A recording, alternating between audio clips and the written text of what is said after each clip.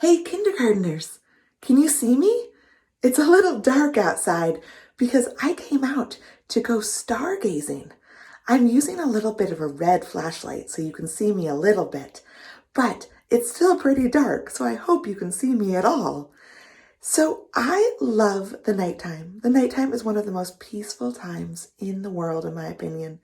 And I also love to go outside after it gets dark and look for stars and learn more about what they look like and the patterns they make and the little constellations that some astronomers have made, little star pictures by drawing dot to dot between the stars. And occasionally I even catch a glimpse of a planet or a satellite or other exciting things up in outer space. So, do you want to go stargazing with me? Oh, wait, you have a bedtime? You can't usually go out very much at nighttime? Well, that makes sense. We all need our rest. And that's okay that you can't go out at nighttime because guess what? There is a really cool app that they've invented that lets you go stargazing during the daytime. Because did you know that even though we can't see the stars with our normal eyes during the daytime up in the sky, that doesn't mean they don't exist. They're still there. We just have so much sunshine shining on our side of the earth during the daytime that the sky is so bright you can't see out to the stars and the darker part of outer space. But this app lets us go stargazing in the daytime and see them anyway. Should I show you how to use it? Let's do it. All right, I'm outside now, ready to do my stargazing in the daytime. And the first thing that you will need to do is have a grown-up help you get the app that's called Night Sky. And you can download that on an iPad or another tablet, or even phones work really well for this app too. There are similar apps out there that are great for stargazing, but my favorite is Night Sky. So you're welcome to try any of those other ones. Maybe those ones will work better for you. But today I'm going to show you how to use Night Sky. So go download that and then keep watching this video to find out how to use it. The Night Sky app for the first time after downloading it, it will start you on a tutorial page, which is what the app does to teach new users how to use and navigate the app. I'm going to teach you how to use it today, so you can actually just hit the skip tutorial button, that bright bluish purple one, and that will bring you to a screen that asks whether the app can have some information from your iPad, and the top one is very important that you allow it to access. The top one says, can it access where your location is? And you do want to allow the app to know where you are. It's not going to, come to your house. It's just an app, but it does need to know where you are so that it can show you the right view of the sky based on where you are on planet Earth. So click that top bluish purple allow button, and another little screen will pop up asking if you're sure you want to allow the Night Sky app to access your location. And I'm going to click only while using the app because I think it only needs to know my location when I'm actually using the app. And then it will tell you it's done. And you can skip the other ones for now. They're for other parts of the app that we're not going to use. So unless a grown-up would like to help you navigate those other options, you can skip those for now. And then swipe by sliding your finger towards the left from the right side of the screen to go to the next page. And the next page is where you can change the settings to make sure the app is working the way you want it to. And you can mostly skip these for now, but the settings are things like music and sound effects and showing different things in the sky. And you can just kind of leave it the way it is, except at the very bottom. So scroll down to the very bottom and you'll see that it has a list of things like the sun and the moon and all of the planets like Mercury and Venus.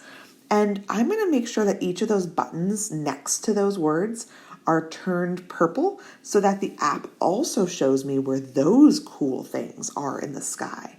So you can click the little button to turn it on. I'm going to turn on the sun, turn on the moon, turn on Mercury and Venus and Mars and Jupiter and Saturn and Neptune and Uranus and Pluto. There. Then you're going to swipe again. You don't need to hit the purple button at the bottom of this because you've already changed the settings the way you want them to. I'm just going to slide my finger, swipe it across again. And a quick little ad will pop up asking if you would like to spend money to buy the paid version of this iPad, but the free one is really cool and I don't think that we need the paid ones. So I'm going to skip this ad by pressing the X in the corner. And the ad might pop up later when you're using the app sometimes too, and you can always just click the X in the corner to make it go away. And then we have our amazing app starting to work. And what I'm doing right now is I'm holding the iPad up in front of me, and what it's showing me is everything that would be in the sky above me right now, the daytime sky, and what would be in the sky below me through the ground. It's almost like it has X-ray vision to see what's under there too. And you might see a lot of exciting things right now, but can anyone see the little tiny things that look like little spaceships or little robots? They're all over. Those are called satellites. And satellites do a lot of important jobs, like send signals for cell phones and radios and computers to help us communicate and send information around the world through bouncing it into a satellite and back to planet Earth. And they also help keep track of different things that are happening on Earth and in outer space, like the weather and where things are happening. But there's so many of them in this app and in real life, because it's showing us the real satellites that are all around us, that it's a little distracting to my eyeballs. So what you can do is just tap the back of your screen, and that will bring up an option for some settings. And you're going to hit the little thing that looks like a bumpy circle. That's called a gear. And then you're going to hit that again in the settings button where it has that bumpy circle and says the word preferences. It starts with a P. And then you can see that there's a box down in the middle that says satellites. And right now they're turned on. That box is purple. I'm going to click it off so that the satellites get hidden. And that way I can focus with my brain and my eyes on more of the other things in outer space. And then I can click back, and the little arrow in the corner to make that box go away so I can see the sky nice and big. So you'll see the edge is kind of the horizon. Those buildings are not really on my horizon right now. Horizon's kind of the edge between what you can see of planet Earth before it slips to the other side of the Earth. But the app just kind of guesses what my horizon looks like. But are you guys seeing all sorts of other things in the sky? There are stars, there are lines, there are pictures, and look at those things, those round things. Those are planets. And the moon and the sun. You never want to look directly at the sun with your bare eyes in real life because it's so bright it can actually damage your eyes. But through the app, we know the sun would be right there in the sky. And even though I can't see the planets or see the moon right now, because there's so much daylight, it's making it hard to see things that are further out into outer space. But the app still shows us that the moon and Mercury would be right there on the right side of the sun. And then right next to the sun on the left is the planet Uranus. And then further over on the left is Venus. So that's pretty amazing. And oh, look, there's Neptune over there on the right side of the moon. So it's incredible to me that this app helps show us the planets that are right above us, even though we can't see them. And speaking of seeing interesting things, do you see those pictures of animals and other characters that keep popping up? Those are what are called constellations. And if you look really closely, you might see some lines behind them. Those lines are kind of what astronomers did a long time ago to play dot to dot between the stars. They drew some lines between some especially big and bright stars, And then they use their imaginations to imagine what kinds of pictures those dot to dot lines could make. So, for instance, those astronomers drew some lines and it looked like a sheep. Those astronomers drew some lines between stars and it looked like a whale.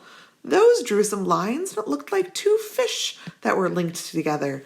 So astronomers from a long, long time ago used those fun little ways to draw lines between stars and then named those pictures that they imagined that those lines made after things that were important in their culture and to their people. So sometimes those were heroes, sometimes those were animals, and there's all different constellations, star pictures that astronomers have made up. And you can learn about the ones that are already created, but you can also make up your own by just drawing some dot to dots of your own between stars and imagining what pictures those make. But this app does show you the pictures that the astronomers imagined those lines would make. And if you want to learn more about them, you can always click the name of one of them that pops up. Like if I click Taurus, that big word right in the middle, and then click the letter I next to it, a little box will pop up that shows me the Taurus constellation, and it will teach me about it. And you can have a grown-up help read that to you to learn more about that constellation. And then when you're done, you can click the little X in the corner and then the little arrow to make that box go away. And that trick also works for anything else you see that has a name. So for instance, I could click Neptune, click the little I next to it, and then a box pops up and teaches me about Neptune. How cool! And then when I'm done learning about Neptune, I can X that box out, hit those arrows to hide that, and keep exploring. So that is basically how you use the app for the night sky. And you can look at what the people below us on planet Earth, on the other side of the Earth, are seeing tonight if they had a very clear sky and if they had really strong telescopes, because some of this stuff you couldn't see just by looking up into the sky. But it is nighttime over there right now, since our side of the Earth is having the sun hit us. That means the other side of the Earth is facing away from the sun, so it's very dark over there. So they're having nighttime, and these are the stars that would be in their sky. So you can look right through the Earth by holding your iPad facing the ground. Or you can stargaze here in Seattle during the daytime by just holding the iPad facing up and moving it around, facing all different directions to see what you can see and learn all about the planets and the stars and the constellations that we have above us. You can use this during the daytime, but you can also use this at nighttime. So if you go out some evening that's dark and clear with the stars with your family, you might be curious what constellations are up there, or if that bright dot you see is a star or a planet. You can aim this app at nighttime up at those things you're wondering about, and it'll show you exactly what they are. So that is the Night Sky app. I found a great spot in my yard to lay down a blanket and go stargazing during the daytime. I hope you find a great spot too.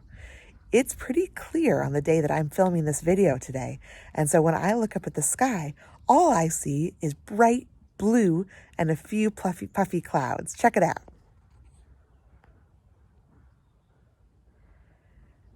So I can't really see any stars, but remember, that doesn't mean they're not there. They're still up there. It's just so bright in the sky, I can't see the little specks of brightness behind the sky up in outer space because of the sunshine shining all around me right now. So I'm going to get out the app and check out what stars are actually up there. Maybe some planets too. I have my iPad ready with the Night Sky app all downloaded and opened up. And let's see. Those are the stars that are above me right now. Wow, and some beautiful constellations. Like I see constellations shaped like a giraffe. Oh my goodness, I've never heard of that one before. And there's a constellation above me shaped like a polar bear. That one's called Ursa Minor, or Polaris, has the star Polaris in it. And then there's some fish constellations called Pisces, and the moon is right above me, even though it's too bright in the sky to see it. That's pretty cool to know that the moon's up there looking down at me, even though I can't see it. And there's all sorts of amazing things to discover looking in this app during the daytime. So see if you can find a time to go stargazing during the daytime today, or you can use this app at nighttime too to see what you see out in the night sky. Enjoy!